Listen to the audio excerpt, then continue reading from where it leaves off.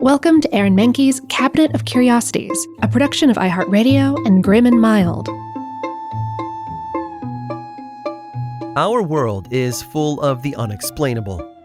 And if history is an open book, all of these amazing tales are right there on display, just waiting for us to explore.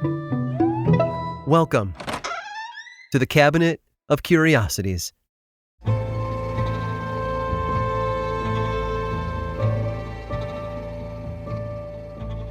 Aviation history is populated with tales of success.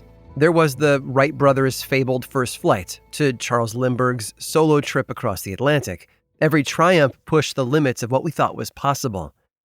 Lindbergh may have been the first to complete a transatlantic flight on his own, but there were others who had attempted it before him. Two pilots, John Alcock of England and Arthur Brown of Scotland, managed to fly their Vickers Vimy bomber from Canada to Ireland in 1919.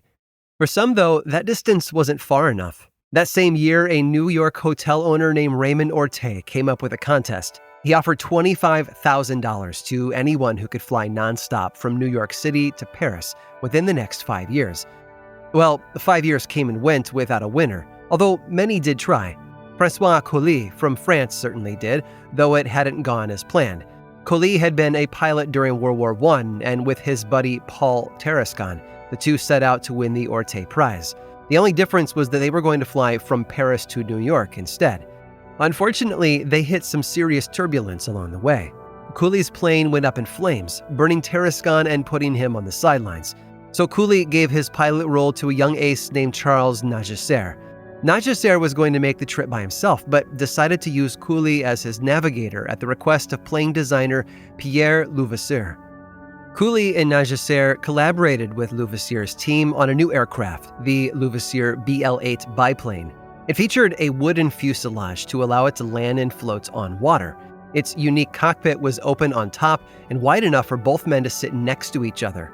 The plane's 3 fuel tanks were large enough to carry just over 1,000 gallons of gasoline in total, plenty for the trip they had planned. By April of 1927, the PL-8 was ready for testing. Nagesser performed several short flights around France, reaching altitudes as high as 16,000 feet. Everything seemed in fine order, and after several weeks, it was time for the two men to set their world record.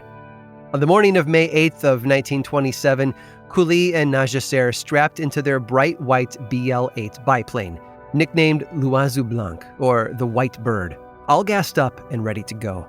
As it turned out, that amount of fuel combined with their body weight made for one pretty heavy aircraft. So they ditched the undercarriage and, after a few bumps, took off for the U.S. Their planned route had the pilots flying over England and Ireland, then arcing down through New England until finally touching down in New York, right in front of the Statue of Liberty. All in all, it should have taken about 40 hours from start to finish. The White Bird was spotted by many across Europe, including a British submarine commander who caught sight of it just 20 nautical miles south of the Isle of Wight. As the hours passed, spectators started gathering in Battery Park, Manhattan, to watch the White Bird make its water landing near the Statue of Liberty. Some even claimed to have seen it flying over nearby Long Island. Papers in France jumped on the news, publishing stories about Colli and Nagesser's successful voyage. They'd made history as the first people to complete a non-stop transatlantic flight. There was just one problem. The plane hadn't actually landed. Despite being seen along the eastern seaboard, the White Bird never made it to New York. A man named Anson Berry, who'd been living in Maine at the time, told a reporter that he'd heard a struggling aircraft overhead on May 9th, but he never actually saw it. The clouds and fog overhead had obstructed his view. One theory was that a passing squall had taken down the plane, while others thought Nagesser and Colli had landed in Canada and were now living amongst the native population. Over the years, investigators and enthusiasts tried locating the crash site. Some even found plane wreckage, though none of it was explicitly tied to the White Bird. Had the two men succeeded, they would have completed the first true transatlantic flight from Paris to New York, and their victory would have discouraged another aviator from trying the same thing. U.S. male pilot Charles Lindbergh was going to abandon his shot at the Orte Prize after hearing about Colli and Nagesser. But 12 days after they took off from France, Lindbergh departed from New York in the spirit of St. Louis. He landed in Paris after a 33.5-hour flight. The white bird, nor its pilots, were never found. It's been called the Everest of aviation mysteries, one that no one has been able to summit in the 94 years since it happened. Somewhere out there are the remnants of a white wooden bird, one that flew too close to the sun and paid the ultimate price.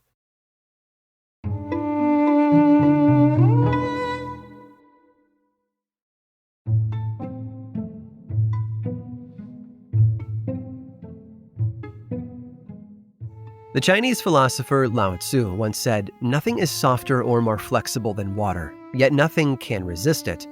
And he wasn't wrong. When a hurricane strikes, it's not the wind we have to worry about so much as the storm surge. Rising water levels can result in massive flooding and devastation.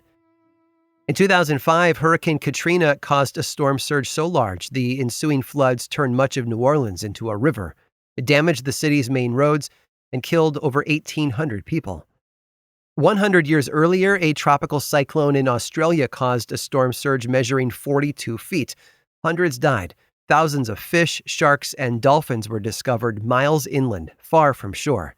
The wind was so strong, it drove rocks into tree trunks. And countless shipwrecks have shown us that when the oceans churn, all it takes is one rogue wave to bring down a ship and its crew forever. Water nurtures. It gives life. It quenches our thirst. And yet it also has the power to destroy, much like it did in Bhopal, India in 2019. Bhopal is a city located in the state of Madhya Pradesh, about 14-hour drive north of Mumbai. It's been the birthplace of politicians, authors, athletes, and movie stars. It was also the site of a major industrial disaster in 1984, when a gas leak at a pesticide plant killed thousands of people. But Bhopal has turned itself around since then. The city, which boasts a population of almost 2 million, is home to numerous educational and research facilities. It was also named India's cleanest state capital city for 3 consecutive years. And just like much of India, Bhopal is prone to a phenomenon that occurs during the months of June through September called monsoon season. During monsoon season, a region can receive as much as 90% of its annual rainfall amounts in only a short few months. The monsoons also trigger dangerous floods, capable of wiping out buildings, streets, and even killing people. In 2019, however, the rains were nowhere to be found. A drought had struck Bhopal and locals were desperate. Without rain, crops would not grow and famine was set to plague the region. But rather than wait for Mother Nature's help, Bhopal residents sought a different solution to jumpstart their rainy season. They conducted a ritual known by different names in the Hindu culture, but in Bhopal it was called the Manduka Parinaya. Manduka translates to frog, and Parinaya means wedding. Literally, a frog wedding. During the ritual, a male frog and a female frog are selected by the people in town. The male is named Varuna, after the god of water, while the female is dubbed Varsha, meaning rain. The frogs are then dressed in ceremonial attire before they are married by a priest. Prayers are sung and the event is treated much like human wedding, after which a large feast is held and the frogs are placed in water for their honeymoon escape. The hope is that the union of the 2 amphibians will please Indra, the Hindu god of rain, and will end the drought.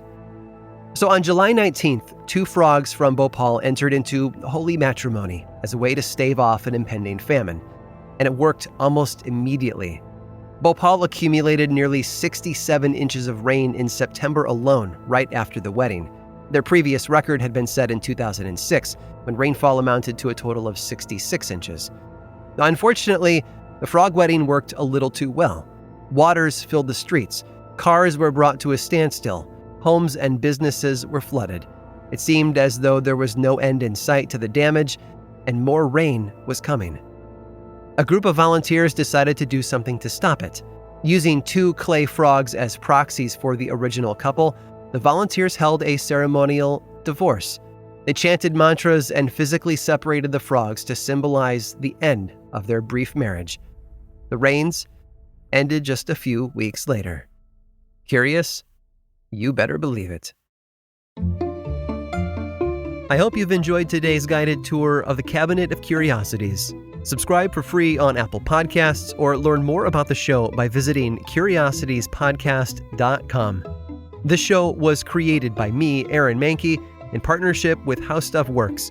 I make another award-winning show called Lore, which is a podcast, book series, and television show, and you can learn all about it over at theworldoflore.com. And until next time, stay curious.